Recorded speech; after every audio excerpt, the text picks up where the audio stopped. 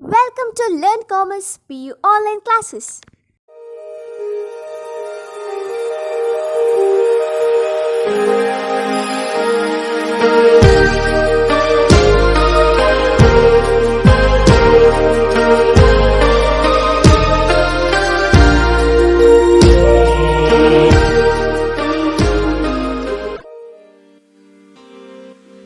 Don't forget to like our video and subscribe our YouTube channel for all the updates. ಆತ್ಮೀಯ ವಿದ್ಯಾರ್ಥಿಗಳೇ, ಪ್ರಥಮ PUCಯ ಇಂದಿನ online ತರಗತಿಗೆ ಸ್ವಾಗತ. ಇವತ್ತಿನ ಈ ತರಗತಿಯಲ್ಲಿ ನಾವು ಎರಡನೆಯ ಗದ್ಯ ಪಾಠ ರಾಗಿ ಮುದ್ದೆ ಅನ್ನುವಂತಹ ಒಂದು ವಿಷಯವನ್ನು ತಿಳ್ಕೊಳ್ಳಿಕ್ಕಿದ್ದೇವೆ. ಈ ಪಾಠಪುಸ್ತಕದ ಗದ್ಯ ಪಾಠ ವಿಭಾಗಗಳಲ್ಲಿ ಇದು ಎರಡನೆಯ ಗದ್ಯ ಪಾಠ.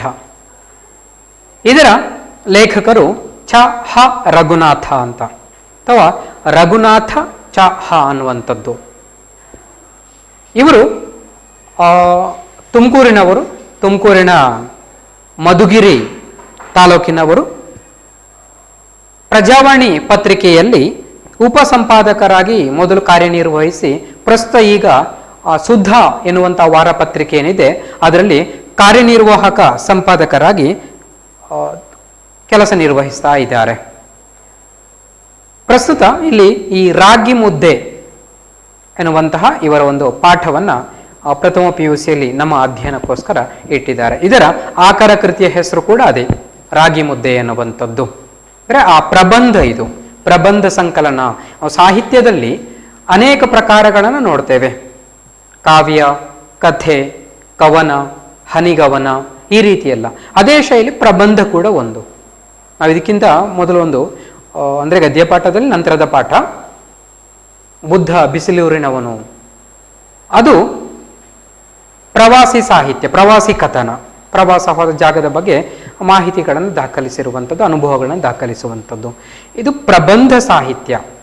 ಪ್ರಬಂಧದಲ್ಲಿ ಕೂಡ ಬೇರೆ ಬೇರೆ ವಿಷಯಗಳಿವೆ. ಮತ್ತೆ ಪ್ರಬಂಧಕ್ಕೆ ಬಂದಾಗ ಅಂದರೆ ಗಂಭೀರವಾದಂಥ ವಿಚಾರಗಳೊಳಗೊಂಡಿರುವಂಥ ಪ್ರಬಂಧಗಳು, ಮತ್ತೊಂದು ಕಡೆ ಹಾಸ್ಯ ಪ್ರಜ್ಞೆಯಿಂದ ಕೂಡಿರುವಂಥ ಪ್ರಬಂಧಗಳು. ಸಾಮಾನ್ಯವಾಗಿ ಹಾಸ್ಯ ಪ್ರಜ್ಞೆಯಿಂದ ಕೂಡಿರೋ ಪ್ರಬಂಧಗಳನ್ನು ನಾವು ಲಲಿತ ಪ್ರಬಂಧಗಳು ಅಂತ ಕರಿತೇವೆ. ಲಲಿತ ಪ್ರಬಂಧ ಅಂದ್ರೆ ಹಾಸ್ಯ ಪ್ರಜ್ಞೆಯಿಂದ ಕೂಡಿರೋ ಪ್ರಬಂಧಗಳು. ಪ್ರಸ್ತುತ ಇಲ್ಲಿ ಈ ರಾಗಿ ಮುದ್ದೆ ಎನ್ನುವಂಥದ್ದು ಕೂಡ ಒಂದು ಪ್ರಬಂಧ. ಅದರಲ್ಲೂ ಇದು ಲಲಿತ ಪ್ರಬಂಧಕ್ಕೆ ಸೇರಿರುವಂಥದ್ದು. ಅಂದ್ರೆ ತಿಳಿ ಹಾಸ್ಯವನ್ನ ಒಳಗೊಂಡಿರುವಂಥ, ಏನು ಹಾಸ್ಯ ಬರಹ ಅಲ್ಲ ಇದು, ಆದರೆ ಬರೆಯುವ ಬರವಣಿಗೆಯನ್ನ ಮಾರ್ಮಿಕವಾಗಿ, ವ್ಯಂಗ್ಯಭರಿತವಾಗಿ, ಲಘು ಹಾಸ್ಯ ದಾಟಿಯಲ್ಲಿ ಬರಿತಾ ಹೋಗುವಂಥದ್ದು. ಆ ರೀತಿ ಇರುವಂಥದ್ದು ಈ ರಾಗಿ ಮುದ್ದೆ ಎನ್ನುವಂಥದ್ದು. ಲೇಖಕರು ಚ ಹ ರಘುನಾಥ. ನಾವು ರಾಗಿ ಮುದ್ದೆ ಎನ್ನುವಂಥದ್ದು ನಮಗೆ ಗೊತ್ತೇ ಇರುವಂಥದ್ದು. ಅದು ಆಹಾರ ಭಾಗವಾಗಿ ಕೆಲವೊಂದು ಪ್ರದೇಶಗಳಲ್ಲಿ ಆಹಾರದ ವಿಚಾರದಲ್ಲಿ ಮೊದಲನೇ ಸ್ಥಾನದಲ್ಲಿರುವಂಥದ್ದು, ಕೆಲವೊಂದು ಪ್ರದೇಶದಲ್ಲಿ ಎರಡನೇ ಮೂರನೇ ಸ್ಥಾನದಲ್ಲಿ ಇರುವಂಥದ್ದು. ಏನೇ ಆದರೂ ರಾಗಿ ಮುದ್ದೆ ಎನ್ನುವಂಥದ್ರ ಬಗ್ಗೆ ಪ್ರತಿಯೊಬ್ಬರಿಗೆ ಗೊತ್ತಿರ್ತದೆ, ನೋಡಿರುತ್ತಾರೆ, ತಿಂದಿರುತ್ತಾರೆ. ಅಂತಹ ಒಂದು ರಾಗಿ ಮುದ್ದೆಯ ವಿಚಾರದಲ್ಲಿ ಏನೆಲ್ಲ ವಿಷಯಗಳು ಇರಬಹುದಪ್ಪ? ನಮಗೆ ರಾಗಿ ಮುದ್ದೆ ಅಂತ ಹೇಳಿದ ತಕ್ಷಣ ಒಂದು ರಾಗಿ ಮುದ್ದೆ, ಅದಕ್ಕೊಂದು ಸಾರು ಅಷ್ಟೇ ನೆನಪಾಗಬಹುದು. ಆದರೆ ಒಂದು ರಾಗಿ ಮುದ್ದೆಯಲ್ಲಿ ಅದನ್ನೊಂದು ಪಾಠವಾಗಿ ಕೊಡುವಂತಹ ವಿಚಾರಗಳೇನಾದ್ರೂ ಇದೆಯಾ ಅನ್ನುವಂಥದ್ದು ವಿಚಾರಗಳನ್ನು ನಾವಿಲ್ಲಿ ನೋಡ್ಕೊಳ್ತಾ ಹೋಗಬಹುದು. ಪೀಠಿಗೆಗೆ ಬರುವ ಮೊದಲನೇದಾಗಿ, ಕನ್ನಡ ನಾಡಿನ ಆಹಾರ ಧಾನ್ಯಗಳ ಪೈಕಿ ರಾಗಿ ಮತ್ತು ಜೋಳ ತುಂಬಾ ಮಹತ್ವವನ್ನು ಪಡೆದಿವೆ. ಬಡವರ ಆಧಾರ ಮೂಲವಾದ ರಾಗಿಗೆ ಕರ್ನಾಟಕ ಪರಂಪರೆಯಲ್ಲಿ ಸಾಂಸ್ಕೃತಿಕ ಮಹತ್ವ ಇದೆ. ಇಷ್ಟೇ ಮಹತ್ವ ಜೋಳಕ್ಕೂ ಇದೆ. ಮನುಷ್ಯನ ಆಹಾರ ಪದ್ಧತಿ ಹದಗೆಟ್ಟು ಕಾಯಿಲೆಗಳು ಬರತೊಡಗಿದ ಮೇಲೆ ನಮಗೆ ರಾಗಿಯ ಮಹತ್ವ ಅರ್ಥವಾಗತೊಡಗಿದೆ. ಬಡವರ ಆಹಾರ ಎಂದು ತಿರಸ್ಕಾರಕ್ಕೆ ಒಳಗಾಗಿದ್ದ ರಾಗಿ ಇಂದು ಎಲ್ಲರ ಜೀವ ಕಾಪಾಡುವ ಸಂಜೀವಿನಿ ಎನಿಸಿದೆ. ಕನ್ನಡ ನಾಡು, ಕರ್ನಾಟಕ ನಾವು ತಗೊಂಡ್ರೆ ಇಲ್ಲಿ ಆಹಾರ ಧಾನ್ಯಗಳ ಪೈಕಿ ರಾಗಿ ಮತ್ತು ಜೋಳಕ್ಕೆ ಪ್ರಾಧಾನ್ಯತೆ. ಆಹಾರ ಧಾನ್ಯಗಳು ತುಂಬಾ ಇವೆ, ಆದರೆ ರಾಗಿ ಜೋಳಕ್ಕೆ ಪ್ರಾಧಾನ್ಯತೆ. ಅದು ಎಲ್ಲಿ? ಕೆಲವೊಂದು ಪ್ರದೇಶಗಳಲ್ಲಿ, ಅಂದ್ರೆ ಕರ್ನಾಟಕದ ಹೆಚ್ಚಿನ ಭಾಗಗಳಲ್ಲಿ ಪ್ರಮುಖ ಆಹಾರ ರಾಗಿ ಮತ್ತು ಜೋಳ. ನೀವು ಕೆಲವು ಪ್ರದೇಶಗಳಿಗೆ ಹೋದ್ರೆ ಅಲ್ಲಿ ರಾಗಿ ಮುದ್ದೆಯೇ ತಿನ್ನುವಂಥದ್ದು, ಕೆಲವು ಪ್ರದೇಶಗಳಿಗೆ ಹೋದರೆ ಜೋಳದ ರೊಟ್ಟಿ. ಉತ್ತರ ಕರ್ನಾಟಕ, ನೀವು ಈ ಹೈದರಾಬಾದ್ ಕರ್ನಾಟಕ ಅಂತ ಕರಿತಾ ಇದ್ವಿ, ಈಗ ಅದನ್ನು ಕಲ್ಯಾಣ ಕರ್ನಾಟಕ ಅಂತ ಕರಿತೇವೆ. ಬೀದರ್, ಗುಲ್ಬರ್ಗ ಈ ಪ್ರದೇಶಗಳೇನೆಲ್ಲ ಬರ್ತವೆ, ಇವುಗಳೆಲ್ಲ ಕಲ್ಯಾಣ ಕರ್ನಾಟಕ ಭಾಗದಲ್ಲಿ ಬರುವಂಥದ್ದು. ಇಲ್ಲೆಲ್ಲ ಪ್ರಮುಖ ಆಹಾರ ಜೋಳದ ರೊಟ್ಟಿ. ಅದೇ ಇನ್ನೊಂದಷ್ಟು ಪ್ರದೇಶಗಳಿಗೆ ಬಂದಾಗ ತುಮಕೂರು, ಮಂಡ್ಯ, ಚಿಕ್ಕಬಳ್ಳಾಪುರ, ಕೋಲಾರವೂ ಇರಬಹುದು, ಈ ಪ್ರದೇಶಗಳಿಗೆ ಬಂದಂತಹ ಸಂದರ್ಭದಲ್ಲಿ ರಾಗಿ ಪ್ರಮುಖವಾದಂತಹ ಆಹಾರ. ಅಂದರೆ ಇನ್ನೂ ತುಂಬ ಜಿಲ್ಲೆಗಳಿವೆ ರಾಗಿಯನ್ನು ಆಹಾರವಾಗಿ ಬಳಕೆ ಮಾಡುವಂಥದ್ದು. ಇನ್ನೊಂದು ಪ್ರದೇಶಗಳಿಗೆ ಅಕ್ಕಿ ಪ್ರಾಧಾನ್ಯ ಆಹಾರ. ನಾವು ಕರಾವಳಿ ಜಿಲ್ಲೆಗೆ ಬಂದರೆ, ಕರಾವಳಿ ಜಿಲ್ಲೆಗಳಂದ್ರೆ ಗೊತ್ತಿದೆ ನಮಗೆ, ದಕ್ಷಿಣ ಕನ್ನಡ, ಉಡುಪಿ, ಉತ್ತರ ಕನ್ನಡ, ಈ ಭಾಗಗಳಲ್ಲಿ ನೋಡಿದರೆ ಅಕ್ಕಿ ಪ್ರಾಧಾನ್ಯವಾಗಿರುವಂಥದ್ದು. ನಾವು ಮಲೆನಾಡು ಜಿಲ್ಲೆಗಳಿಗೆ ಹೋದರೆ ಅಲ್ಲಿ ಕೆಲವು ಪ್ರದೇಶಗಳಲ್ಲಿ ರಾಗಿಯೂ ಇದೆ, ಕೆಲವು ಪ್ರದೇಶಗಳಲ್ಲಿ ಅಕ್ಕಿಯನ್ನು ಬಳಕೆ ಮಾಡುವಂಥದ್ದು ಕೂಡ ಇದೆ. ಕರ್ನಾಟಕ ನಮಗೆ ಮೊದಲೇ ಗೊತ್ತಿರುವ ಹಾಗೆ ಇದು ಬಹು ಸಂಸ್ಕೃತಿಯ ನಾಡು. ಆ ಬಹು ಸಂಸ್ಕೃತಿಯ ಜೊತೆಗೆ ವಿವಿಧ ಆಹಾರ ಶೈಲಿಯನ್ನ, ಇಲ್ಲಿ ಬಟ್ಟೆ ಬರೆ ಎಲ್ಲ ಒಂದು ಪ್ರದೇಶ ಇನ್ನೊಂದು ಪ್ರದೇಶಕ್ಕೆ ವಿಭಿನ್ನವಾಗಿರುವುದನ್ನು ನಾವು ಕಾಣಬಹುದು. ಜೀವನ ಶೈಲಿಯ ವಿಭಿನ್ನವಾಗಿರ್ತದೆ. ಆಹಾರ ಶೈಲಿ ಕೂಡ ಪ್ರದೇಶದಿಂದ ಪ್ರದೇಶಕ್ಕೆ ಬದಲಾಗುತ್ತಾ ಹೋಗ್ತದೆ. ಈಗ ನಾವು ಅಕ್ಕಿ ಅಂತ ತಗೊಂಡ್ರೂ ಕೂಡ ಅಕ್ಕಿಯಲ್ಲೂ ಕೂಡ ಕೆಲವು ಕಡೆಗಳಲ್ಲಿ ಬೆಳತಿಗೆ ಅಕ್ಕಿಯನ್ನ ಬಳಕೆ ಮಾಡುವಂಥದ್ದು, ಕೆಲವು ಕಡೆಗಳಲ್ಲಿ ಈ ಕುಚ್ಚಲಕ್ಕಿ ಅಂತ ಕರೀತೇವೆ, ಇದನ್ನು ಬಳಕೆ ಮಾಡುವಂಥದ್ದು ಕೂಡ ಇದೆ. ಹೀಗೆ ಪ್ರದೇಶದಿಂದ ಪ್ರದೇಶಕ್ಕೆ ಬದಲಾವಣೆ ಆಗುತ್ತಾ ಹೋಗುತ್ತದೆ. ಆದರೆ ಕರ್ನಾಟಕದಲ್ಲಿ ಹೆಚ್ಚಿನ ಭಾಗದಲ್ಲಿ ಬಳಕೆಯಾಗುವಂಥದ್ದು ರಾಗಿ ಮತ್ತು ಜೋಳ. ಇದು ಬಡವರ ಆಹಾರ ಅಂತ ಹೆಸರು ಪಡೆದಿರುವಂಥದ್ದು. ರಾಗಿ ಅಂತ ಹೇಳಿದ ತಕ್ಷಣ ಒಂದು ರೀತಿಯ ಬಡತನ ನೆನಪಾಗುತ್ತದೆ ನಮಗೆ. ಯಾಕಂದ್ರೆ ರಾಗಿ ಬಡವರಿಗೆ ಬಹಳ ಬೇಗ ದಕ್ಕುವಂಥದ್ದು. ಅದಕ್ಕೆ ಅಕ್ಕಿಯಷ್ಟು ಬೆಲೆ ಇಲ್ಲ. ಅಕ್ಕಿ ಇವತ್ತು ಅದರ ಬೆಲೆ ಗಗನಕ್ಕೇರುತ್ತಾ ಉಂಟು.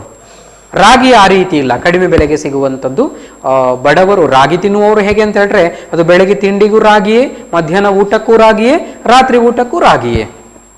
ಅಪರೂಪಕ್ಕೆ ಯಾವತ್ತಾದ್ರೂ ಅಕ್ಕಿಯ ತಿಂಡಿಗಳನ್ನು ಮಾಡ್ತಾರೆ ಬಿಟ್ರೆ, ಇಲ್ಲದ್ರೆ ರಾಗಿಯೇ. ಆ ರಾಗಿ ಬಿಟ್ಟು ಅವರ ಬದುಕು ಇಲ್ಲ. ಬಡವರು ಶ್ರಮದ ಕೆಲಸ ಮಾಡೋರು, ಶಕ್ತಿಯೂ ಬೇಕಾಗ್ತದೆ, ಇದಕ್ಕೆ ರಾಗಿ ತುಂಬಾ ಒಳ್ಳೆಯದು. ಆದ್ದರಿಂದ ಬಡವರು ಮತ್ತು ರಾಗಿ ಇದಕ್ಕೆ ಒಂದಕ್ಕೊಂದು ಹತ್ತಿರ ಸಂಬಂಧ ಇರುವ ಹಾಗೆ ನಮಗೆ ಕಾಣಿಸ್ತದೆ.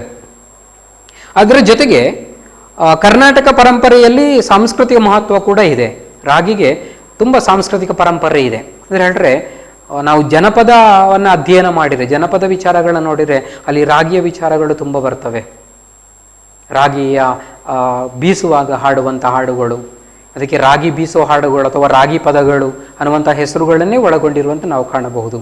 ಹೀಗೆ ಮನುಷ್ಯನ ಆಹಾರ ಪದ್ಧತಿ ಈಗ ಬದಲಾಗಿದೆ. ಈಗ ಮನುಷ್ಯ ತನ್ನ ಆಹಾರ ಶೈಲಿಯನ್ನ ಕುಲಗೆಡಿಸಿದ್ದಾನೆ. ಬದಲಾಯಿಸಿದ್ದಾನೆ ಅನ್ನೋದಕ್ಕಿಂತ ಕುಲಗೆಡಿಸಿದ್ದಾನೆ.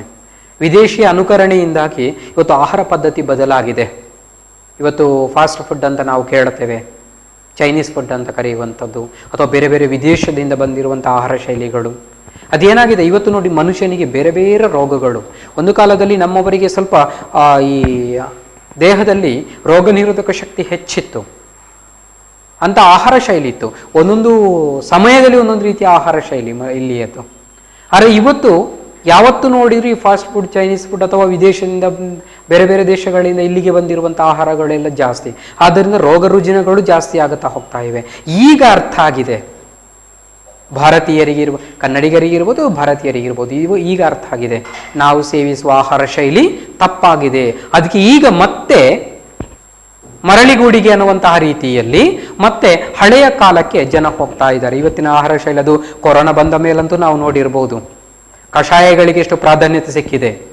ಇಲ್ಲದ್ರೆ ಕಷಾಯಗಳು ಲೆಕ್ಕವೇ ಇರಲಿಲ್ಲ. ನಮ್ಮವರೆಲ್ಲ ಕುಡಿತಾ ಇದ್ದಂಥದ್ದು ಪೆಪ್ಸಿ, ಕೋಕೋ ಕೋಲಾ ಇಂಥವುಗಳನ್ನೇ ಕುಡಿತಾ ಇದ್ರು, ಅಥವಾ ಚಹಾ ಕಾಫಿಯನ್ನು ಅಧಿಕವಾಗಿ ಸೇವನೆ ಮಾಡ್ತಾ ಇದ್ರು. ನಮ್ಮ ಹಿರಿಯರೆಲ್ಲ ಕಷಾಯ ಕುಡಿತಾ ಇದ್ರು. ಇವತ್ತು ಕಷಾಯದ ಮಹತ್ವ ತಿಳಿದಿದೆ. ಆದ್ದರಿಂದ ಇವತ್ತು ಯಾವ ಮನೆಗೆ ಹೋದರೂ ಕೂಡ ಕಷಾಯ ಕುಡಿಯುವುದನ್ನು ನಾವು ಕಾಣಬಹುದು. ಹಾಗೆ ಆಹಾರ ಶೈಲಿಯಲ್ಲಿ ಬದಲಾವಣೆ ಆಗಿದೆ. ಎಷ್ಟೋ ಜನ ಇದ್ದಾರೆ ಅಕ್ಕಿಯ ಆಹಾರ ಇದನ್ನು ಬಿಟ್ಟು ರಾಗಿಯನ್ನು ಬಳಕೆ ಮಾಡೋದು, ಜೋಳವನ್ನು ಬಳಕೆ ಮಾಡುವಂಥದ್ದು. ಅದರಲ್ಲೂ ನಾವು ಸಿರಿಧಾನ್ಯಗಳು ಅಂತ ಕರಿತೇವೆ ನೋಡಿ, ಸಿರಿಧಾನ್ಯಗಳಲ್ಲಿ ರಾಗಿ ಕೂಡ ಒಂದು. ಅನೇಕ ಸಿರಿಧಾನ್ಯಗಳಿವೆ, ನವಣೆ, ಸಜ್ಜೆ, ಬರಗು, ಕೊರಲೆ ಇತ್ಯಾದಿ ಎಲ್ಲ, ಸಾಮೆ, ಇದೆಲ್ಲ ಸಿರಿಧಾನ್ಯಗಳು. ಈ ಸಿರಿಧಾನ್ಯಗಳ ಬಳಕೆ ನಿಂತೇ ಹೋಗಿತ್ತು ಒಂದು ಕಾಲದಲ್ಲಿ. ಈಗ ಅದು ಮತ್ತೆ ಬಳಕೆಗೆ ಬಂದಿದೆ. ಅತ್ಯಂತ ಹೆಚ್ಚು ನಾವು ನಾರಿನಾಂಶ ಅಂತ ಕರಿತೇವಲ್ಲ, ಫೈಬರ್ ಕಂಟೆಂಟ್, ಒಂದು ಆಹಾರದಲ್ಲಿ ನಾರಿನಾಂಶ ಬಹಳ ಮುಖ್ಯ. ಕಾರ್ಬೋಹೈಡ್ರೇಟ್ಸ್ ಇಂದಲೇ ಕೂಡಿದ್ರೆ ಆಹಾರ ಅದು ದೇಹಕ್ಕೆ ರೋಗಗಳನ್ನು ತಂದು ಕೊಡುತ್ತದೆ. ಆ ಕಾರ್ಬೋಹೈಡ್ರೇಟ್ಸ್ ಜೊತೆಗೆ ನಾರಿನಾಂಶ ಬಹಳ ಅಗತ್ಯ, ಫೈಬರ್ ಕಂಟೆಂಟ್ ಬಹಳ ಮುಖ್ಯ. ಈ ಸಿರಿಧಾನ್ಯಗಳು ರಾಗಿ, ಜೋಳ, ನವಣೆ, ಸಜ್ಜೆ, ಬರಗು, ಕೊರಲೆ ಇದೆಲ್ಲ ಏನಿದೆ ಇದರಲ್ಲಿ ಅತೀ ಹೆಚ್ಚಾಗಿ ನಾರಿನಾಂಶ ಇರುವಂಥದ್ದು. ಆದ್ದರಿಂದ ಇವತ್ತು ಮನುಷ್ಯ ಮತ್ತೆ ಆ ಕಡೆಗೆ ವಾಲುತ್ತಾ ಇದ್ದಾನೆ. ಇಂತಹ ಸಂದರ್ಭದಲ್ಲಿ ರಾಗಿಯ ಬಗ್ಗೆ ತಿಳ್ಕೊಂಡ್ರೆ, ರಾಗಿ ಮುದ್ದೆಯ ಬಗ್ಗೆ ತಿಳ್ಕೊಂಡ್ರೆ, ರಾಗಿಯ ಉಪಯೋಗ ಬಗ್ಗೆ ತಿಳ್ಕೊಂಡ್ರೆ ನಾವು ಕೂಡ ಸ್ವಲ್ಪ ನಮ್ಮ ಈ ಹಾಳಾಗಿರುವ ಆಹಾರ ಶೈಲಿಯನ್ನು ಬದಲಾಯಿಸಿಕೊಂಡು ಒಳ್ಳೆಯ ಆಹಾರ ಶೈಲಿಯನ್ನು ಜೀವನದಲ್ಲಿ ಅಳವಡಿಸಿಕೊಂಡು ಆ ಮೂಲಕ ರೋಗ ಮುಕ್ತ ಆರೋಗ್ಯಪೂರ್ಣ ಬದುಕಲಿಕ್ಕೆ ಸಾಧ್ಯ. ಸಾಯದಿರ್ಲಿಕ್ಕೆ ಸಾಧ್ಯವಿಲ್ಲ. ಸಾಯಬೇಕು ಒಂದಲ್ಲ ಒಂದು ದಿವಸ, ಆದರೆ ಸಾಯುವ ತನಕ ಆರೋಗ್ಯಪೂರ್ಣ ಬದುಕಲಿಕ್ಕೆ ಸಾಧ್ಯವಾಗುತ್ತದೆ. ಆ ಒಂದು ಹಿನ್ನೆಲೆಯಲ್ಲಿ ರಾಗಿಯ ಮಹತ್ವವನ್ನು ನಮಗೆಲ್ಲ ತಿಳಿಸಿಕೊಡ್ಲಿಕ್ಕೋಸ್ಕರ ಈ ಪಾಠವನ್ನಲ್ಲಿ ಕೊಟ್ಟಿರುವಂಥದ್ದು. ಈಗ ರಾಗಿಯಿಂದ ಎಲ್ಲರ ಜೀವ ಕಾಪಾಡು ಸಂಜೀವಿನಿ. ಈ ರೀತಿ ಒಂದು ಕಾಲದಲ್ಲಿ ತಿರಸ್ಕಾರಕ್ಕೆ ಒಳಗಿತ್ತು. ರಾಗಿ ಯಾರು ತಿನ್ನೋದು? ಅದು ಬಡವರು ತಿನ್ನೋದು, ರೋಗಿಗಳು ತಿನ್ನೋದು ಅಂತ. ಆದರೆ ಇವತ್ತು ಪ್ರತಿಯೊಬ್ಬರು ಅದನ್ನು ಅರ್ಥ ಮಾಡಿಕೊಂಡಿದ್ದರ ಮಹತ್ವ ಇವತ್ತು ಜೀವ ಕಾಪಾಡುವ ಸಂಜೀವಿನಿಯ ರೀತಿಯಲ್ಲಿ ಆಗಿದೆ ಈ ರಾಗಿ ಅನ್ನುವಂಥದ್ದು. ಅದು ಹೇಗೆ ಏನು ಅಂತ ಹೇಳ್ಕೊಂಡ್ಬಿಟ್ಟು ಪಾಠದಲ್ಲಿ ನೋಡುವ. ಗ್ರಾಮದ ಅಧಿದೇವತೆ ನಾಗಮ್ಮನ ದೇಗುಲಕ್ಕೆ ಮಗಳ ಚೌಲಕ್ಕೆಂದು ಬಂದಿದ್ದೆವು. ಅಣ್ಣನೊಂದಿಗೆ ಬಂದಿದ್ದವನು ದೇಗುಲದ ಅಂಗಳದ ಕಟ್ಟೆಯ ಮೇಲೆ ಹೋಗಿ ಕೂತೆ. ಆಗ ನನ್ನ ಮೂಗು ಮನಸ್ಸುಗಳ ತಕ್ಷಣ ಆವರಿಸಿಕೊಂಡಿದ್ದು ಹಿತವಾದ ಒಂದು ಪರಿಮಳ. ಅದೇ ದೇಗುಲಕ್ಕೆ ಹೊಂದಿಕೊಂಡಿದ್ದ ಒಂದು ಕಟ್ಟಡ ನಿರ್ಮಾಣಕ್ಕಾಗಿ ಬಂದಿದ್ದ ಶ್ರಮಿಕರ ಗುಂಪೊಂದು ಕಟ್ಟೆಯ ಮೇಲಿನ ಮರದ ನೆರಳಿನಲ್ಲಿ ಬುತ್ತಿಗೆ ಮುಗಿಬಿದ್ದಿತ್ತು. ಆ ಬುತ್ತಿಯಿಂದ ಹೊರಹೊಮ್ಮುತ್ತಿತ್ತು ಮುದ್ದೆ ಹಾಗೂ ಕಿವುಚಿದ ಸಾರಿನ ಸೊಗಸಾದ ಘಮ.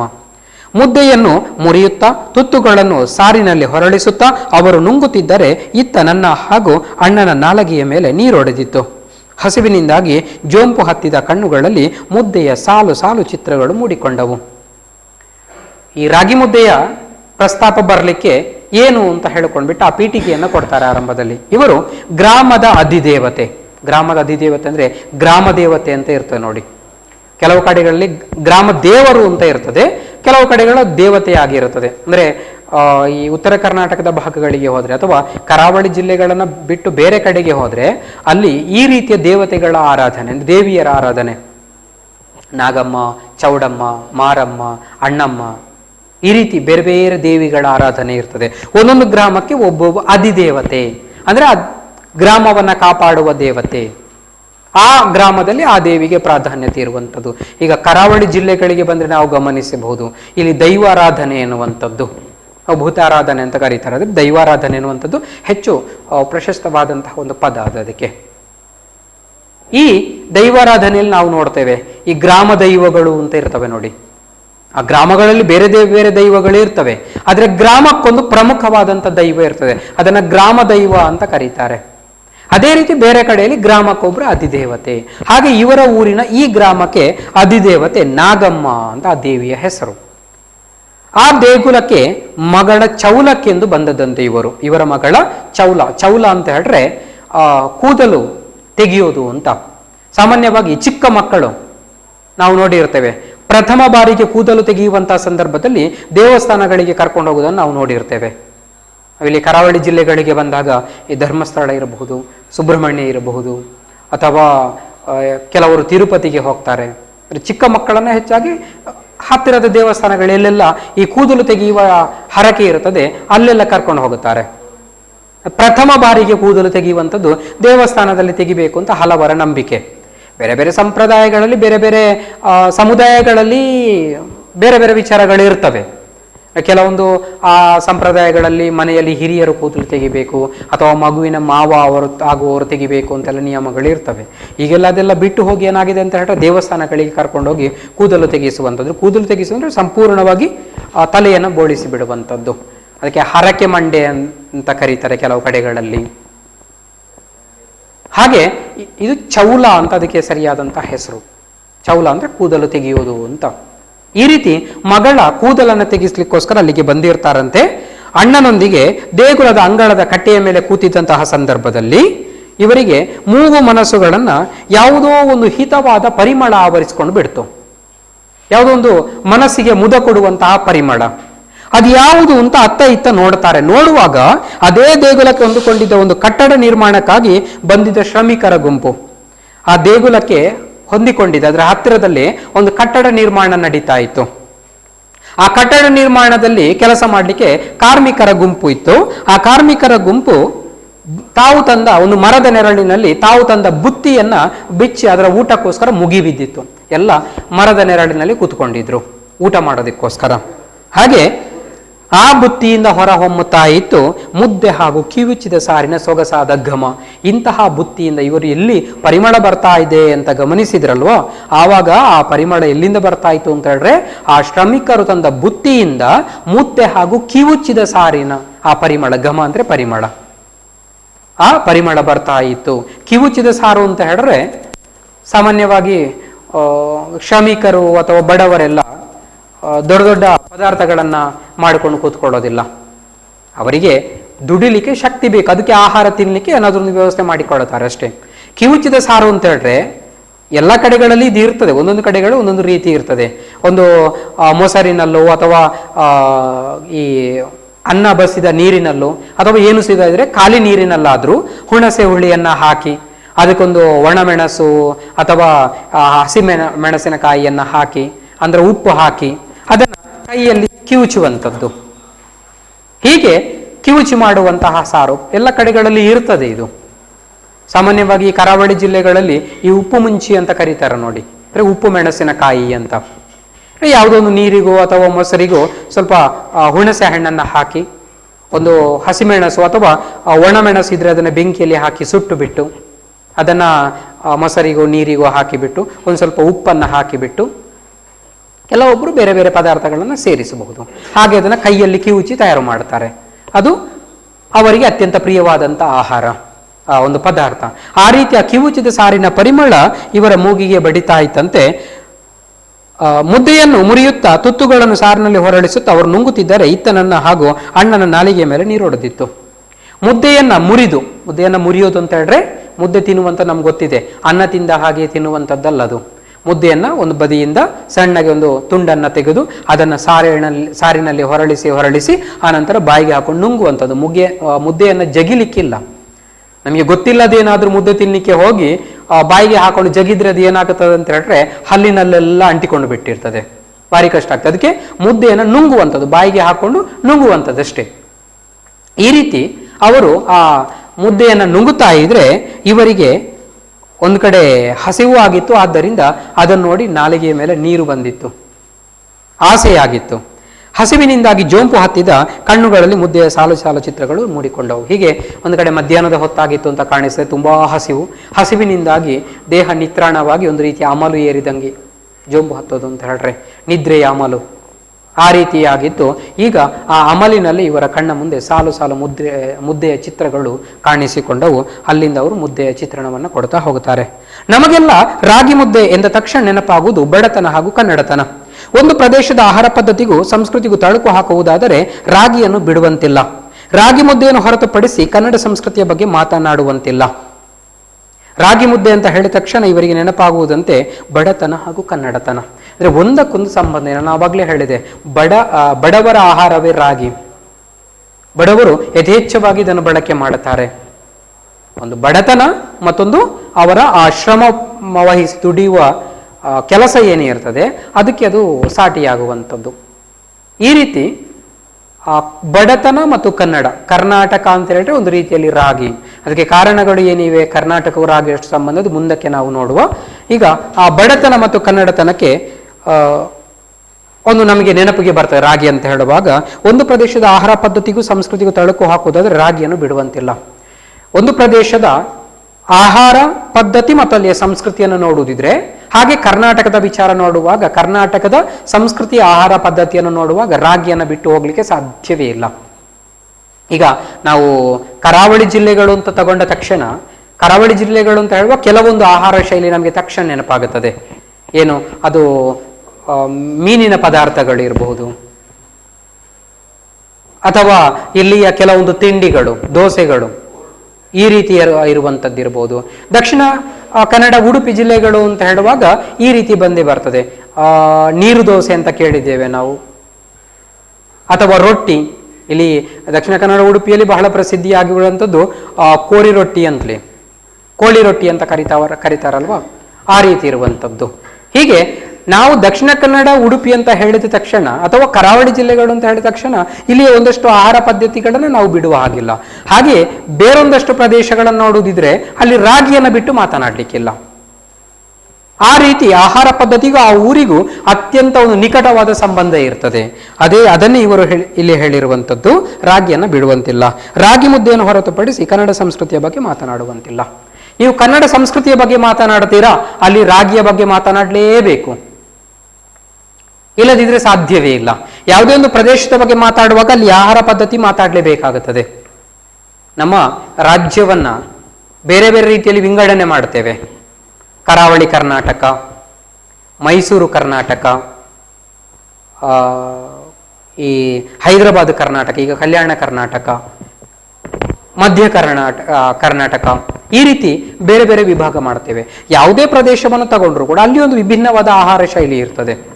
ಆದ್ದರಿಂದ ಅಲ್ಲಿಯ ವಿಚಾರ ಮಾತಾಡುವಾಗ ಅಲ್ಲಿ ಆಹಾರ ಶೈಲಿಯನ್ನು ಮಾತನಾಡಲೇಬೇಕಾಗ್ತದೆ. ಇದೇ ರೀತಿ ನೀವು ಕರ್ನಾಟಕದ ಸಂಸ್ಕೃತಿಯ ಬಗ್ಗೆ, ಕನ್ನಡ ಸಂಸ್ಕೃತಿಯ ಬಗ್ಗೆ ಮಾತನಾಡ್ತೀರಿ ಅಂತ ಹೇಳಿದ್ರೆ ಅಲ್ಲಿ ರಾಗಿಯ ವಿಚಾರ ಇರಲೇಬೇಕು, ಇಲ್ಲದೆ ಇರಲಿಕ್ಕೆ ಸಾಧ್ಯವಿಲ್ಲ. ಹಳ್ಳಿಯ ಚಿತ್ರಗಳನ್ನು ನೆನಪಿಸಿಕೊಳ್ಳಿ. ಹೊಲದ ಬದಿಯ ಬೃಹತ್ ಮರ, ಆ ಮರದ ನೆರಳಲ್ಲಿ ಹೊಲದೊಡತಿ ನೆತ್ತಿಯ ಮೇಲೆ ಹೊತ್ತು ತಂದ ಬುತ್ತಿ ಬಿಚ್ಚಿದ್ದಾಳೆ. ಮಧ್ಯಾಹ್ನದ ಊಟಕ್ಕೆ ಗುಂಪುಗೂಡಿದ ಒಬ್ಬೊಬ್ಬರ ಕೈಯಲ್ಲಿ ಒಂದೊಂದು ರಾಗಿ ಮುದ್ದೆ. ಮುದ್ದೆಯನ್ನು ಅದು ಮುತ್ತ ಇಡೀ ಮುದ್ದೆಯನ್ನೇ ಬಟ್ಟಲಿನ ಆಕಾರಕ್ಕೆ ಬದಲಿಸುತ್ತಾರೆ. ಆ ಮುದ್ದೆಗುಂಡಿಯಲ್ಲಿ ಸಾರನ್ನೋ ಗೊಜ್ಜನ್ನೋ ತುಂಬಿಸಿಕೊಂಡು ಎಡ ಅಂಗೈಗುಣಿಯಲ್ಲಿ ಪವಡಿಸಿದ ಮುದ್ದೆಯ ಮೇಲ್ಭಾಗದಿಂದ ತುತ್ತು ತುತ್ತಾಗಿ ಮುರಿಯುತ್ತಾ ನುಂಗುತ್ತಾ ಇರುತ್ತಾರೆ. ಮುದ್ದೆ ಕರಗುವ ವೇಳೆಗಾಗಲೇ ಅಂಗೈಯಲ್ಲಿ ಮತ್ತೊಂದು ಮುದ್ದೆ ಪ್ರತ್ಯಕ್ಷ. ಅದೇ ಹಳ್ಳಿಯ ಬದುಕು. ಇದು ದುಡಿಯುವ ಜನರ ಬದುಕು. ಹಳ್ಳಿಯ ಚಿತ್ರಣಗಳನ್ನು ನೆನಪಿಸಿಕೊಳ್ಳುವ, ಅಂದರೆ ಮುದ್ದೆ ತಿನ್ನುವ ಪ್ರದೇಶಗಳ, ರಾಗಿ ಮುದ್ದೆ ತಿನ್ನುವಂತಹ ಪ್ರದೇಶಗಳ ಹಳ್ಳಿಯ ಚಿತ್ರಣ.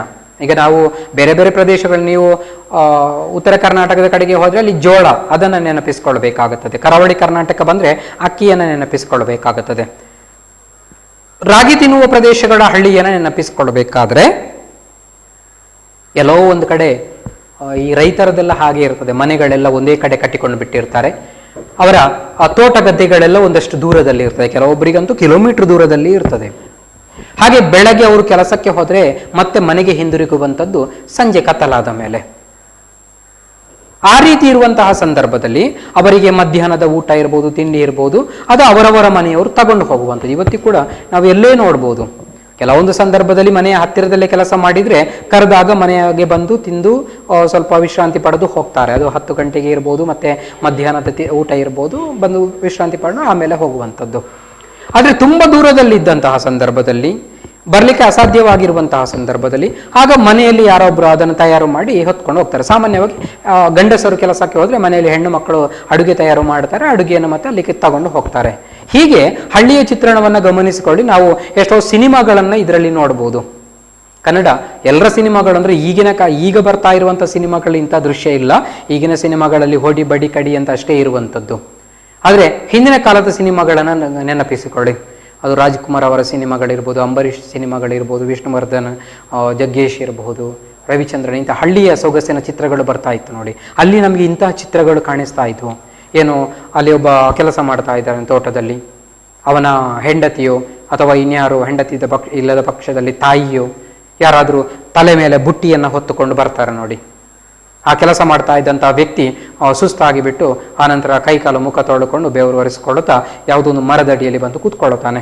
ಅಲ್ಲಿಗೆ ಬಂದ ಮನೆಯೊಡತಿಯನ್ನು ಮಾಡ್ತಾಳೆ, ಬುಟ್ಟಿಯನ್ನು ಕೆಳಗಿಟ್ಟು ಬಿಟ್ಟು ಅಲ್ಲಿ ಅವಳಿಗೆ ಆಹಾರವನ್ನು ಕೊಡುವಂಥ ಇದನ್ನು ಚಿತ್ರಣವನ್ನು ನಾವು ಕಂಡಿರ್ತೀವಿ. ಅದನ್ನು ಇಲ್ಲಿ ಇವರು ಕೊಡುವಂಥದ್ದು. ಆ ಹೊಲದ ಬದಿಯ ಬೃಹತ್ ಮರ, ಒಂದು ಹೊಲದ ಬದಿಯಲ್ಲಿ ಒಂದು ಬೃಹತ್ತಾದ ಮರ ಇರ್ತದೆ.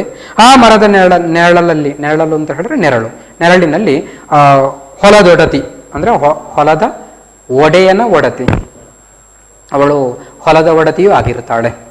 ಅವಳು ನೆತ್ತಿಯ ಮೇಲೆ ಹೊತ್ತು ತಂದಂಥ, ತಲೆಯ ಮೇಲೆ ಹೊತ್ತು ತಂದ ಬುಟ್ಟಿಯನ್ನು ಕೆಳಗಿಳಿಸಿ ಬುತ್ತಿಯನ್ನು ಬಿಚ್ಚುತ್ತಾಳೆ. ಮಧ್ಯಾಹ್ನದ ಊಟಕ್ಕೆ ಗುಂಪುಗೂಡಿದ ಒಬ್ಬೊಬ್ಬರ ಕೈಯಲ್ಲಿ ಒಂದೊಂದು ರಾಗಿ ಮುದ್ದೆ ಪ್ರತ್ಯಕ್ಷ. ಹಾಗೆ ಮಧ್ಯಾಹ್ನ ಊಟಕ್ಕೆ ಕೂತ್ಕೊಂಡು ಬಿಟ್ಟಿರ್ತಾರೆ. ಅನ್ನ ತಿನ್ನಬೇಕಾದ್ರೆ ತಟ್ಟೆಯೋ ಅಥವಾ ಕನಿಷ್ಠ ಬಾಳೆ ಎಲೆಯೋ ಏನಾದರೂ ಬೇಕಾಗುತ್ತದೆ. ಕೆಲವು ಕಡೆಗಳಲ್ಲಿ ಅಡಿಕೆ ಮರದ ಹಾಳೆಗಳನ್ನು ಬಳಕೆ ಮಾಡುವಂಥದ್ದು ಕೂಡ ಇದೆ. ತಟ್ಟೆಯನ್ನೆಲ್ಲ ಹೊತ್ಕೊಂಡು ಬರಲಿಕ್ಕೆ ಕಷ್ಟ ಆಗುವಂಥದ್ದು, ಅದಕ್ಕೆ ಅಲ್ಲೇ ಬಾಳೆ ಎಲೆಗಳು ಸಿಕ್ಕರೆ ಅಥವಾ ಅಡಿಕೆ ಮರದ ಹಾಳೆಗಳು ಸಿಕ್ಕರೆ ಬಳಕೆ ಮಾಡುವಂಥದ್ದು ಇದೆ. ಆದರೆ ಇಲ್ಲಿವರೆಗೆ ನೋಡಿ, ಕೂತ್ಕೊಂಡ ತಕ್ಷಣ ಒಬ್ಬೊಬ್ಬರ ಕೈಯಲ್ಲಿ ಒಂದೊಂದು ಮುದ್ದೆ ಕೊಡ್ತಾ ಹೋಗ್ತಾರೆ. ಆ ಹೊಲದೊಡತಿ ಮುದ್ದೆ ಕೊಡ್ತಾ ಹೋಗ್ತಾಳೆ. ಇವರೇನು ಮಾಡ್ತಾರೆ ಅಂತ ಹೇಳಿದ್ರೆ ಆ ಮುದ್ದೆಯನ್ನ ಅದುಮುತ್ತಾ ಇಡೀ ಮುದ್ದೆಯನ್ನು ಬಟ್ಟಲಿನ ಆಕಾರಕ್ಕೆ ಬದಲಿಸ್ತಾರೆ. ಆ ಮುದ್ದೆಯನ್ನು ಕಲ್ಲಿನಾಗಿ ತುಂಬಾ ಗಟ್ಟಿಯಾಗಿರೋದಿಲ್ಲ, ಸ್ವಲ್ಪ ಮೆತ್ತಾಗಿರ್ತದೆ. ಅದನ್ನ ಅದುಮುತ್ತ ಅಂದ್ರೆ ಒತ್ತುತ್ತಾ ಅದೇ ಮುದ್ದೆಯನ್ನ ಯಾವ ರೀತಿ ಕುಂಬಾರ ಮಣ್ಣಿನ ಮುದ್ದೆಯನ್ನ ಚಕ್ರಕ್ಕೆ ಹಾಕಿ ಕೈಯಿಂದ ಅದಕ್ಕೆ ಒಂದು ರೂಪವನ್ನ ಕೊಡ್ತಾನೋ, ಬೇರೆ ಬೇರೆ ರೂಪಗಳು, ಅದೇ ರೀತಿ ಇವರು ಆ ರಾಗಿ ಮುದ್ದೆಯನ್ನ ಕೈಯಲ್ಲಿ ಒತ್ತುತ್ತಾ ಅದನ್ನೇ ಬಟ್ಟಲು ಮಾಡಿಕೊಳ್ಳುತ್ತಾರೆ. ಬಟ್ಟಲು ಮಾಡಿಕೊಂಡ ಮೇಲೆ ಅದೇ ಆ ರಾಗಿ ಮುದ್ದೆಯಿಂದ ಮಾಡಿದ ಬಟ್ಟಲಿಗೆ ಸಾರನ್ನ ಸುರಿತಾರೆ. ಸಾರನ್ನು ಗೊಜ್ಜನ್ನು ಯಾವುದೋ ಇರ್ಬೋದು ತುಂಬಿಸಿಕೊಂಡು ಎಡ ಅಂಗೈಗುಣಿಯಲ್ಲಿ ಪವಡಿಸಿದ ಮುದ್ದೆಯ ಮೇಲ್ಭಾಗದಿಂದ ಮುದ್ದೆಯನ್ನ ಎಡದ ಕೈಯಲ್ಲಿ ಹೀಗೆ ಹಿಡ್ಕೊಳ್ತಾರೆ. ಅದು ಬಟ್ಟಲಿನ ಆಕಾರದಲ್ಲಿ ಇರ್ತದೆ. ಅದಕ್ಕೆ ಸಾರನ್ನ ಹಾಕ್ತಾರೆ. ಆ ನಂತರ ಮುದ್ದೆಯ ಮೇಲ್ತುದಿಯಿಂದ ಕೆಳಗೆ ಭಾಗದಿಂದ ಕಟ್ ಮಾಡಿರೋ ಸಾರು ಅಲ್ಲಿ ಎಳೆದು ಹೋಗ್ತದಲ್ವಾ, ಅದಕ್ಕೆ ಮೇಲ್ತುದಿಯಿಂದ ತುಂಡು ಮಾಡಿಬಿಟ್ಟು ಅದನ್ನ ಅದೇ ಸಾರಿನಲ್ಲಿ ಮುಳುಗಿಸ್ತಾ ತಿಂತಾ ಹೋಗ್ತಾರೆ. ಈ ರೀತಿ ಮುರಿಯುತ್ತಾ ನುಂಗುತ್ತಾ ಇರುತ್ತಾರೆ. ಹಾಗೆ ನುಂಗುತ್ತಾ ಇರಬೇಕಾದ್ರೆ ಒಂದೊಂದು ಮುದ್ದೆ ಮಾಯವಾಗಿ ಬಿಡ್ತದೆ. ಮುದ್ದೆ ಕರಗುವ ವೇಳೆಗಾಗಲೇ ಅಂಗೈಯಲ್ಲಿ ಮತ್ತೊಂದು ಮುದ್ದೆ ಪ್ರತ್ಯಕ್ಷ. ಒಂದು ಮುದ್ದೆ ತಿಂದು ಮುಗಿಯುವಾಗ ಮತ್ತೊಂದು ಮುದ್ದೆ, ಮತ್ತೆ ಅದನ್ನು ಬಟ್ಟಲಿನ ಆಕಾರಕ್ಕೆ ತರೋದು, ಅದಕ್ಕೆ ಮತ್ತೆ ಸಾರನ್ನ ಹುಯ್ಕೊಳ್ಳುವಂಥದ್ದು, ಮತ್ತೆ ಅದನ್ನು ಅದೇ ರೀತಿ ಮುರಿದು ತಿಂತಾ ಬರುವಂಥದ್ದು. ತಟ್ಟೆಯ ಅವಶ್ಯಕತೆ ಇಲ್ಲ. ತಟ್ಟೆ ತೊಳಿಬೇಕಾದ ಸಮಸ್ಯೆಯೂ ಅಲ್ಲಿ ಇಲ್ಲ ನೋಡಿ. ಅದು ತಟ್ಟೆಯೂ ಆಯಿತು, ಆಹಾರವೂ ಆಯಿತು. ಈ ರೀತಿ ಅದನ್ನ ಬಳಕೆ ಮಾಡುವಂಥದ್ದು. ಅದೇ ಹಳ್ಳಿಯ ಬದುಕು. ಇದು ದುಡಿಯುವ ಜನರ ಬದುಕು. ಇದು ಹಳ್ಳಿಯ ಚಿತ್ರಣ. ಅದರಲ್ಲೂ ದುಡಿಯುವ ವರ್ಗ. ಹಳ್ಳಿಯಲ್ಲೂ ಕೂಡ ದುಡಿಯದಿರುವವರು ಇರ್ತಾರೆ, ಪೇಟೆಗೆ ಕೆಲಸಕ್ಕೆ ಹೋಗಿ ಬರುವವರು ಇರ್ತಾರೆ ಹಳ್ಳಿಯಿಂದ. ಅಂಥವರದಲ್ಲ, ಹಳ್ಳಿಯಲ್ಲೇ ಇದ್ದುಕೊಂಡು ಯಾರು ಈ ಹೊಲ ತೋಟ ಗದ್ದೆಗಳಲ್ಲಿ ದುಡಿತಾರೆ, ಕೃಷಿಕರು ಇರ್ತಾರೆ, ಅವರ ಜೀವನದ ಚಿತ್ರಣ ಇದು. ಆ ರಾಗಿ ತಿನ್ನುವ ಪ್ರದೇಶಗಳಿಗೆ ಹೋದ್ರೆ ಇಂಥದ್ದು ಕಂಡು ಬರ್ತದೆ. ಹಾಗೆ ಇದು ಅಲ್ಲಿಯ ರಾಗಿ ತಿನ್ನುವವರ, ಬಡವರ, ಶ್ರಮಿಕರ ಬದುಕನ್ನು ನಾವು ಈ ರೀತಿ ಚಿತ್ರಿಸಿಕೊಳ್ಳಬಹುದು. ಮುದ್ದೆಗೆ ಸಂಬಂಧಿಸಿದಂತೆ ನನ್ನ ಬಾಲ್ಯದ ನೆನಪಿನಲ್ಲಿ ಅಚ್ಚುತ್ತಿರುವ ಕರಿಯನು ನೆನಪಾಗುತ್ತಾನೆ. ಅಪ್ಪ ಮೇಷ್ಟ್ರಾಗಿದ್ದ ದಿನಗಳು. ಊರಿನ ಹೋಟೆಲ್ ಒಂದರಲ್ಲಿ ಕರಿಯ ಕಸಮುಸರೆ ಬೆಳೆಯುತ್ತಿದ್ದ. ನೋಡಲಿಕ್ಕೆ ಅವನು ದೊಡ್ಡದೊಂದು ರಾಗಿ ಮುದ್ದೆಯಂತೆ ಕಾಣುತ್ತಿದ್ದ. ಮಕ್ಕಳಾದ ನಮ್ಮ ಪಾಲಿಗನು ಆಶ್ಚರ್ಯದ ವಸ್ತು. ಅವನ ನಿಜವಾದ ಹೆಸರು ಯಾರಿಗೆ ಗೊತ್ತು? ನೋಡಲಿಕ್ಕೆ ಕಪ್ಪಗಿದ್ದುದರಿಂದ ಕರಿಯ ಎನ್ನುತ್ತಿದ್ದೆವು. ಈ ಬಲಭೀಮ ನಮ್ಮ ಮನೆಯ ಪಕ್ಕದ ಬೋರ್ವೆಲಿಗೆ ನೀರಿಗಾಗಿ ಬರುತ್ತಿದ್ದ. ನೀರು ಪಾತಾಳದಲ್ಲಿ ನೆಲೆ ನಿಂತ ಊರದು. ಎಷ್ಟು ಜೋರಾಗಿ ಜಗ್ಗಿದರೂ ಚಿಮ್ಮುತ್ತಿದ್ದುದು ದಾರದಷ್ಟೇ ದಪ್ಪದ ನೀರು. ಆ ಬೋರ್ವೆಲ್ ಬಡಿದೇ ಅಮ್ಮನ ಹೊಟ್ಟೆ ಆಸಗೆಟ್ಟಿತ್ತು. ನಾವೆಲ್ಲ ನೀರಿಗಾಗಿ ಪ್ಲಾಸ್ಟಿಕ್ ಬಿಂದಿಗೆಗಳನ್ನು, ತಾಮ್ರದ ಕೊಡಪಾನಗಳನ್ನು ತಂದರೆ ಕರಿಯ ದೊಡ್ಡದೊಂದು ಬಾನಿಯನ್ನೇ ತರುತ್ತಿದ್ದ. ಬೋರ್ವೆಲ್ ಅನ್ನು ಅವನು ಜೋರಾಗಿ ಜಗ್ಗುತ್ತಿದ್ದರೆ ಅದರ ದಡಬಡ ಸದ್ದು ಫರ್ಲಾಂಗು ದೂರ ಅನುರಣಿಸುತ್ತಿತ್ತು. ಇವನ ಬಲಪ್ರಯೋಗಕ್ಕೆ ಬೋರ್ವೆಲ್ ಎಲ್ಲಿ ಮುರಿದು ಹೋಗುತ್ತದೋ, ಮುರಿದರೆ ಮೈಲು ದೂರದಿಂದ ನೀರು ಹೊತ್ತು ತರಬೇಕಾಗುತ್ತದೆ ಅನ್ನುವ ಭಯ ನಮ್ಮದು. ಮಣ್ಣಿನ ಅರವಿ ತುಂಬಿದಾಗ ಅದನ್ನು ಸಲೀಸಾಗಿ ಭುಜದ ಮೇಲಿರಿಸಿಕೊಂಡು ಸಾಗುವ ಕರಿಯನನ್ನು ನೋಡಿದರೆ 2 ಬೃಹತ್ ಗುಡಾಣಗಳು ಒಟ್ಟಿಗೆ ರಸ್ತೆಯಲ್ಲಿ ಸಾಗುತ್ತಿರುವಂತೆ ಭಾಸವಾಗುತ್ತಿತ್ತು. ಈ ಕರಿಯನ ಶಕ್ತಿ ಮೂಲವಾದರೂ ಯಾವುದು? ಹೋಟೆಲ್ನಲ್ಲಿ ಉಳಿಯುವ ಸೀಕುಬಾಕುವಿನಲ್ಲಿ ಅವನ ಹೊಟ್ಟೆ ತುಂಬುತ್ತಿತ್ತ? ಗೊತ್ತಿಲ್ಲ. ಹಾಗೆ ಈ ರೀತಿ ಅವರು ವಿವರಿಸ್ತಾ ಇರುವಾಗ ಇವರ ಬಾಲ್ಯದ ಚಿತ್ರಣವನ್ನು ಒಂದು ಕೊಡ್ತಾರೆ. ಈ ರಾಗಿ ಮುದ್ದೆಗೆ ಇದಕ್ಕೊಂದು ಸ್ವಲ್ಪ ಸಂಬಂಧ ಇಟ್ಟು ಹಾಸ್ಯ ಶೈಲಿಯಲ್ಲಿ ನಿರೂಪಿಸಿರುವಂಥದ್ದು. ಇದನ್ನ ಇವರಿಗೆ ನೆನಪಾಗುವಂಥದ್ದು ಏನು ಅಂತ ಹೇಳಿದ್ರೆ, ನನ್ನ ಬಾಲ್ಯದ ನೆನಪಿನಲ್ಲಿ ಅವರ ಊರಿನಲ್ಲಿ ಇದ್ದಂಥ ಒಬ್ಬ ವ್ಯಕ್ತಿ, ಅವನ ಹೆಸರು ಕರಿಯ. ಅದು ಯಾವತ್ತೂ ಮರ್ತು ಹೋಗ್ಲಿ. ಕೆಲವೊಬ್ರು ವ್ಯಕ್ತಿಗಳು ಇರ್ತಾರೆ ನೋಡಿ ನಮ್ಮ ಜೀವನದಲ್ಲಿ, ಅದು ಚಿಕ್ಕಂದಿನಲ್ಲಿರುವಾಗ ನೋಡಿದ್ರು ಕೂಡ ಎಷ್ಟೋ ವರ್ಷಗಳಾದ್ರೂ ಅವರು ಮರೆತು ಹೋಗುವುದಿಲ್ಲ. ಆ ರೀತಿಯಾದಂಥ ಒಂದು ಆಕರ್ಷಕ ವ್ಯಕ್ತಿತ್ವ ಇರ್ತದೆ. ಈಗ ನಮ್ಮ ಮನೆಗಳಲ್ಲಿ ನಾವು ಎಷ್ಟೋ ಸಲ ನೆನಪಿಸ್ಕೊಳ್ತಾ ಇರುವಂಥದ್ದು, ನಾವು ಚಿಕ್ಕವರಿರುವಾಗ ಯಾರೋ ಒಬ್ರು ಅಜ್ಜ ಬರ್ತಾ ಇದ್ರು ಅಂತ ಹೇಳ್ಕೊಂಡ್ಬಿಟ್ಟು, ಅದು ಯಾರೇ ಇರಬಹುದು, ಆದ್ರೆ ಅಜ್ಜ ನೆನಪಿನಲ್ಲಿ ಉಳಿತಾರೆ. ಅಥವಾ ಯಾರೋ ವಸ್ತುಗಳನ್ನು ಮಾರ್ಕೊಂಡು ಬರುವಂತಹ ವ್ಯಕ್ತಿ, ನಾವು ಚಿಕ್ಕವರಿರುವಾಗ ನನ್ನ ಮನೆಗೆ ಇಂತೆಂಥ ವಸ್ತುಗಳನ್ನು ಮಾರ್ಕೊಂಡು ಬರ್ತಾ ಇದ್ರು, ಬಳೆ ಮಾರ್ಕೊಂಡು ಬರ್ತಾ ಇದ್ರು, ಮಡಿಕೆ ಮಣ್ಣಿನ ಪಾತ್ರೆಗಳನ್ನು ಮಾರ್ಕೊಂಡು ಬರ್ತಾ ಇದ್ರು. ಈ ರೀತಿಯಲ್ಲಿ ಅಂತಹ ವ್ಯಕ್ತಿಗಳು ನೆನಪಿನಲ್ಲಿ ಉಳಿತಾರೆ. ಅವರು ಮಾತನಾಡುವ ಶೈಲಿಯೋ ಇರಬಹುದು, ಅವರ ವ್ಯಕ್ತಿತ್ವ ನಡೆ ನುಡಿ ಇರಬಹುದು, ಯಾವುದರಿಂದ ಆದರೂ. ಇವರಿಗೆ ಕೂಡ ಹಾಗೆ ಅಲ್ಲಿ ಈ ಒಬ್ಬ ವ್ಯಕ್ತಿ ನೆನಪಿನಲ್ಲಿ ಅಚ್ಚಳಿಯದೆ ಉಳಿದಿದ್ದ. ಅವನ ಹೆಸರು ಕರಿಯ. ಇವರ ಊರಿನಲ್ಲಿದ್ದಂತಹ ವ್ಯಕ್ತಿ. ಇವರ ಊರು ತುಮಕೂರು ಜಿಲ್ಲೆಯ ಮಧುಗಿರಿ. ಅಪ್ಪ ಮೇಷ್ಟ್ರಾಗಿದ್ರಂತೆ. ಅಂದ್ರೆ ನಾವು ಅಂದುಕೊಳ್ಬಹುದು ತುಮಕೂರು ಜಿಲ್ಲೆಯ ಮಧುಗಿರಿ ಅಂತ. ಅಪ್ಪ ಮೇಷ್ಟ್ರಾಗಿ ಬೇರೆ ಊರಿನಲ್ಲಿ ಇದ್ರು ಗೊತ್ತಿಲ್ಲ, ಅಂದ್ರೆ ಬೇರೆ ಬೇರೆ ಊರಿಗೆ ವರ್ಗಾವಣೆ ಆಗುವಾಗ ಎಲ್ಲಿದ್ರು ಅಂತ ಗೊತ್ತಿಲ್ಲ. ಬಟ್ ಅವರು ಅದನ್ನು ಸ್ಪಷ್ಟವಾಗಿ ಹೇಳೋದಿಲ್ಲ. ನಾವು ಹಾಗೆ ತಿಳ್ಕೊಳ್ಬಹುದು, ಅವರ ಊರು ಅಂತ ಹೇಳಿದ್ರೆ ತುಮಕೂರು ಅಂತ ತಿಳ್ಕೊಳ್ಬಹುದು. ಅಲ್ಲಿ ಅವರ ಊರಿನಲ್ಲಿ ಒಂದು ಹೋಟ್ಲ್ ಇತ್ತಂತೆ. ಅಲ್ಲಿ ಕರಿಯ ಕಸಮುಸರೆ ಬಳಿಯುತ್ತಿದ್ದ.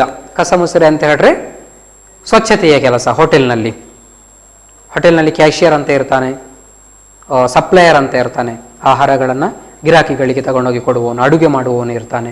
ಅದೇ ರೀತಿ ಸ್ವಚ್ಛತೆಯ ಕೆಲಸ ಮಾಡುವವನು ಅಂದರೆ ಗಿರಾಕಿಗಳು ತಿಂದಂತಹ ತಿಂಡಿ ಆ ಪಾತ್ರೆಗಳಿಂದ ಅದನ್ನು ತೊಳೆಯುವಂಥದ್ದು, ನೆಲವನ್ನು ಗುಡಿಸ್ತಾ ಇರುವಂಥದ್ದು, ಒರೆಸ್ತಾ ಇರುವಂಥದ್ದು, ಈ ರೀತಿ ಅದನ್ನು ಕಸಮುಸರೆ ಬಳಿಯುವ ಕೆಲಸ ಅಂತ ಕರೀತಾರೆ. ಮುಸರೆ ಪಾತ್ರೆಗಳನ್ನು ತೊಳೆಯುವಂಥದ್ದು, ಕಸವನ್ನು ಗುಡಿಸುವಂಥದ್ದೆಲ್ಲ ಆ ಕೆಲಸ ಮಾಡ್ತಾ ಇದ್ದ ಕರಿಯ.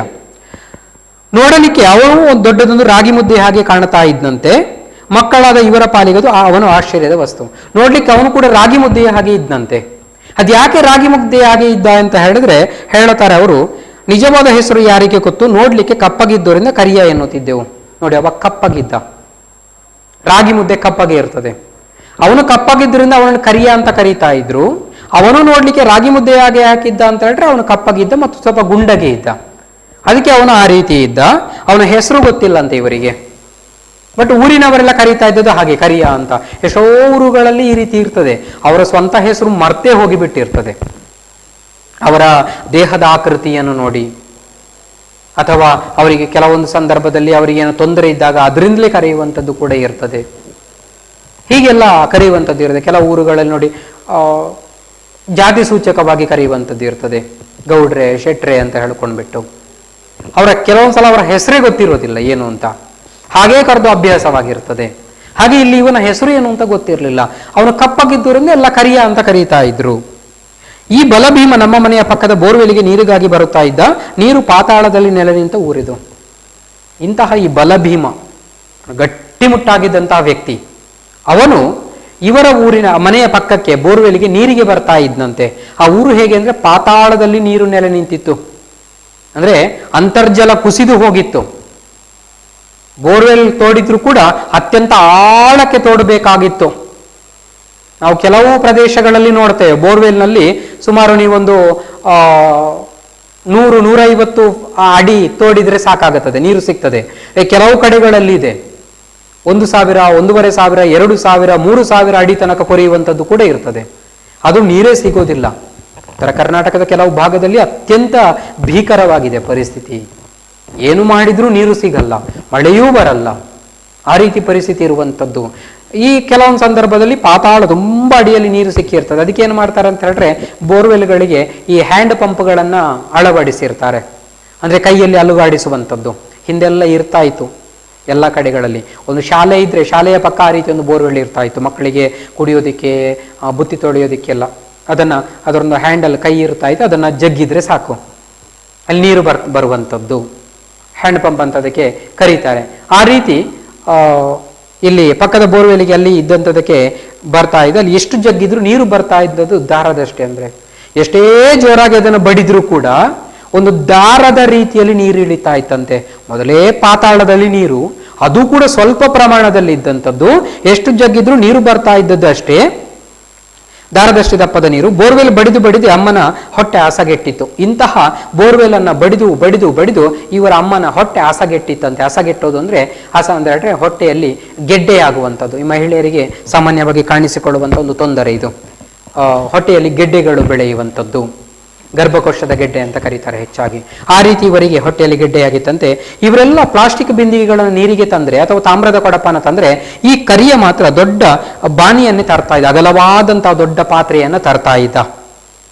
ಅವನು ಆ ಬೋರ್ವೆಲ್ನನ್ನ ಜಗತಾ ಇದ್ರೆ ಅದರ ದಡಬಡ ಸದ್ದು ಪರ್ಲಾಂಗು ದೂರ ಕೇಳ್ತಾ ಇದ್ದಂತೆ. ಅದನ್ನ ಜೋರಾಗಿ ಜಗತಾ ಇದ್ರೆ ಪರ್ಲಾಂಗು ದೂರ ಕೇಳಿಸ್ತಾ ಇತ್ತಂತೆ. ಪರ್ಲಾಂಗು ಅಂತ ಹೇಳಿದ್ರೆ ಸಾಮಾನ್ಯವಾಗಿ ಒಂದು ಮೈಲನ್ನ ನಾವು 8 ಭಾಗ ಮಾಡಿದ್ರೆ ಅದರ ಒಂದು ಭಾಗ, ಅಂದ್ರೆ ನಾವು ಒಂದು 200 ಮೀಟರ್ ಅಂತ ತಗೊಳ್ಬಹುದು ಒಂದು ಪರ್ಲಾಂಗ್ ಅಂತ ಹೇಳಿದ್ರೆ. ಹಾಗೆ 200 ಮೀಟರ್ ದೂರದಷ್ಟು ದೂರ ಆ ಶಬ್ದ ಕೇಳಿಸ್ತಾ ಇತ್ತು, ಅನುರಣಿಸ್ತಾ ಇತ್ತು, ಶಬ್ದ ಕೇಳಿಸ್ತಾ ಇತ್ತು. ಇವನ ಬಲ ಪ್ರಯೋಗಕ್ಕೆ ಬೋರ್ವೆಲ್ ಎಲ್ಲಿ ಮುರಿದು ಹೋಗುತ್ತದೋ, ಮುರಿದರೆ ಮೈಲು ದೂರ ನೀರು ಹೊತ್ತು ತರಬೇಕಾಗಿ ಇವರ ಭಯ. ಇವನಷ್ಟು ಜೋರಾಗಿ ಶಕ್ತಿ ಹಾಕಿ ಅದನ್ನು ಜಗ್ಗುವಾಗ ಅದು ಮುರಿದು ಹೋದರೆ ಮತ್ತೆ ನೀರು ತರಲಿಕ್ಕೆ ಮೈಲುಗಟ್ಟಲೆ ಹೋಗಬೇಕು. ಏನೇ ಆದ್ರೂ ಕೂಡ ಅವನು ಮತ್ತೆ ಆ ಮಣ್ಣಿನ ಪಾತ್ರೆ ತರ್ತಾ ಇದ್ದ ನೀರಿಗಾಗಿ. ಆ ಪಾತ್ರೆಯಲ್ಲಿ ನೀರು ತುಂಬಿದಾಗ ಸಲೀಸಾಗಿ ಅದನ್ನು ಭುಜದ ಮೇಲೆ ಇಟ್ಟುಕೊಂಡು ಹೋಗ್ತಾ ಇದ್ದಂತೆ. ಹಾಗೆ ಅದನ್ನು ಭುಜದ ಮೇಲೆ ಇಟ್ಕೊಂಡು ಆ ಕರಿಯ ಹೋಗ್ತಾ ಇದ್ರೆ ನೋಡುವಾಗ 2 ಬಾನಿಗಳು ಒಟ್ಟಿಗೆ ಹೋಗ್ತಾ ಇದ್ದಂತೆ ಕಾಣಿಸ್ತಾ ಇದ್ದಂತೆ. 2 ಗುಡಾಣ ಅಂದ್ರೆ ದೊಡ್ಡದಾಗಿರುವಂತಹ ಪಾತ್ರೆ, ಎರಡು ನಾವು ಈ ಡ್ರಮ್ಗಳು ಅಂತ ಕರಿತೀವಿ, ಆ ರೀತಿ ಕಲ್ಪಿಸ್ಕೊಳ್ಬಹುದು. ಆ ರೀತಿ ಎರಡು ಗುಡಾಣಗಳು, ಇವನು ಮತ್ತು ಆ ಗುಡಾಣ, ನೋಡುವಾಗ ಎರಡು ಗುಡಾಣಗಳು, ಅವನು ಕೂಡ ಹಾಗೆ ಇದ್ದ, ಹಾಗೆ ಕಾಣಿಸ್ತಾ ಇತ್ತು. ಅಂದ್ರೆ ಇಂತಹ ಕರಿಯನ ಶಕ್ತಿ ಮೂಲ ಯಾವುದು, ಇವನಿಗೆ ಇಷ್ಟು ಶಕ್ತಿ ಬಂದದ್ದು ಹೇಗೆ ಅಂತ ಇವರಿಗೆ ಒಂದು ಪ್ರಶ್ನೆ. ಉಳಿದವರಿಗಿಲ್ಲದ ಶಕ್ತಿ ಇವನಿಗೆ ಹೇಗೆ ಬಂತು? ಬಹುಶಃ ಹೋಟೆಲ್ನಲ್ಲಿ ಉಳಿಯುವ ಸೀಕುಬಾಕಿನಲ್ಲಿ ಹೊಟ್ಟೆ ತುಂಬುತ್ತಿದ್ದ, ಗೊತ್ತಿಲ್ಲ. ಆ ಹೋಟೆಲ್ನಲ್ಲಿ ಉಳಿತಾ ಇದ್ದ ಸೀಕುಬಾಕು, ಅದರಲ್ಲಿ ಇವನ ಹೊಟ್ಟೆ ತುಂಬುತ್ತಾ ಇತ್ತ, ಅದರಲ್ಲಿ ಶಕ್ತಿ ಬರ್ತಾ ಇತ್ತ, ಅದರಿಂದಲೇ ಇರಬಹುದೇನೋ ಇವರ ಅನಿಸಿಕೆ. ಇದೊಂದು ಕರಿಯನ ಪರಿಚಯ, ಅದಕ್ಕೆ ಅದು ಪೀಠಿಕೆಯಾಗಿ ಕೊಟ್ಟಿದ್ದಾರೆ ಬೇರೆ ವಿಚಾರವನ್ನ ಹೇಳಲಿಕ್ಕೆ. ಅಂದ್ರೆ ಮುಖ್ಯವಾಗಿ ಸೀಕುಬಾಕು. ಆ ಸೀಕುಬಾಕು ಅಂದ್ರೆ ಏನು, ಅದರ ವಿವರಣೆಯನ್ನು ಮುಂದಿನ ಭಾಗದಲ್ಲಿ ಕೊಟ್ಟಿದ್ದಾರೆ. ಆ ವಿವರಣೆಯನ್ನ ನಾವು ಮುಂದಿನ ತರಗತಿಯಲ್ಲಿ ನೋಡುವ. ಇವತ್ತಿಗೆ ಇಲ್ಲಿನ ಈ ತರಗತಿಯನ್ನು ಮುಕ್ತಾಯಗೊಳಿಸ್ತಾ ಇದ್ದೇನೆ. ಧನ್ಯವಾದಗಳು. Don't forget to like our video and subscribe our YouTube channel for all the updates.